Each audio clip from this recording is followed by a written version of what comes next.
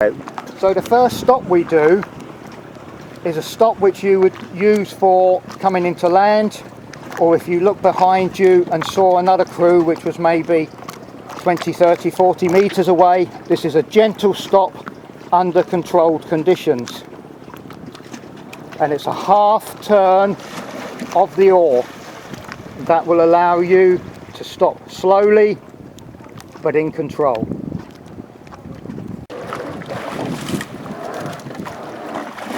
And you can see blades are half turned and down to a gradual stop but fully controlled. The idea of this stop is again under control, but this is a more dynamic stop, and this one is tap the blades on top of the water, which causes drag on the boat to start with, and you turn, just turn the blades upwards on a full 90-degree turn.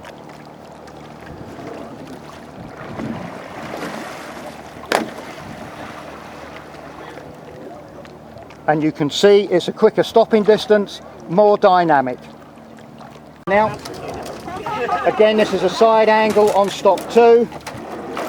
Blades slap the water to stop the boat, purely under control, and turn. And you can see that that stops the boat within a couple of meters. The third and final stop is tap the blades on the water, turn, bury, and then push the oars back to the stern. This is the most dynamic stop you can do, but it's an emergency stop, and it pushes you back off of what you feel you're going to hit.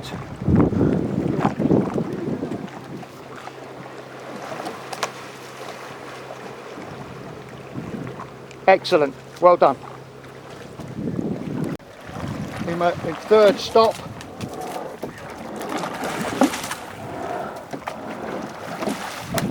tap, turn, bury, and you can see as he pushes backwards, the boat comes away from whatever you feel you're going to hit.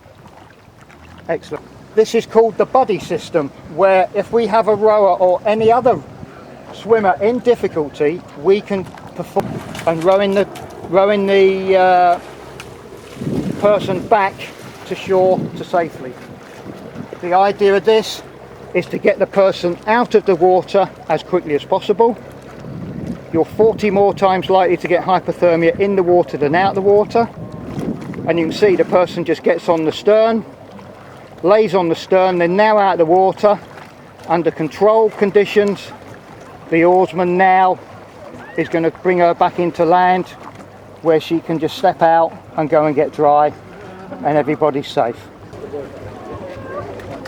So as we can see, you can not only go forward, but you can go backwards, and this is demonstrating a perfect rescue to bring somebody to shore.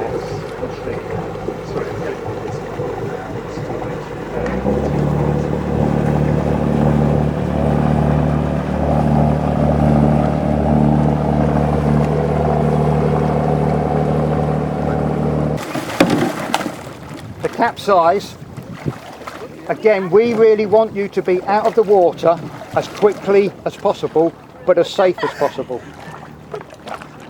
If you can't get assistance, stay with the boat. Your first rule is stay with the boat. That is your biggest buoyancy aid. The second thing, get on top of the boat, which gets you out the water.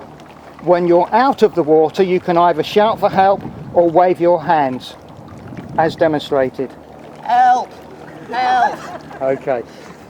So our boat is now upside down. We put our right leg, left leg, whichever suits, on the rigger.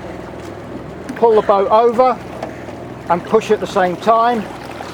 Bring the oars into an X at the stern.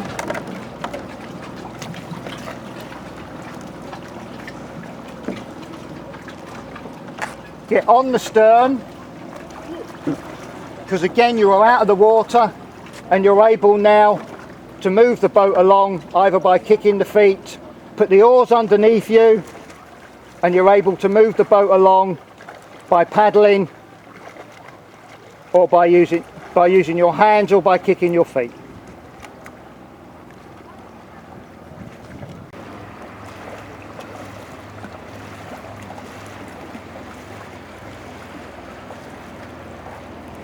If and when you fall in, be prepared to feel a sudden shock on your breathing. That is due to the coldness of the water. That quickly passes and you will breathe again naturally. So this time our oarsman is going to turn the boat over using his legs and his hands, and this time he's going to attempt to get back in the boat. He will bring the two handles together, which will be his stability.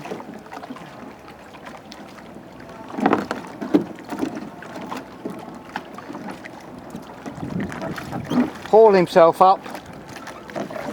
Excellent. Now he's in the boat.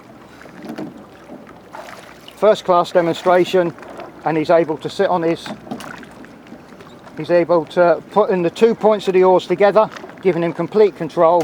He's able to now sit down on the seat, put his feet in and row back to safety, and kept himself out of the water.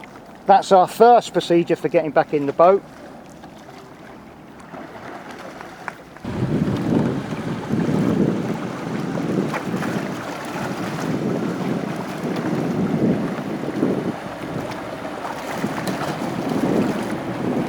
Our second execution of getting back into the boat.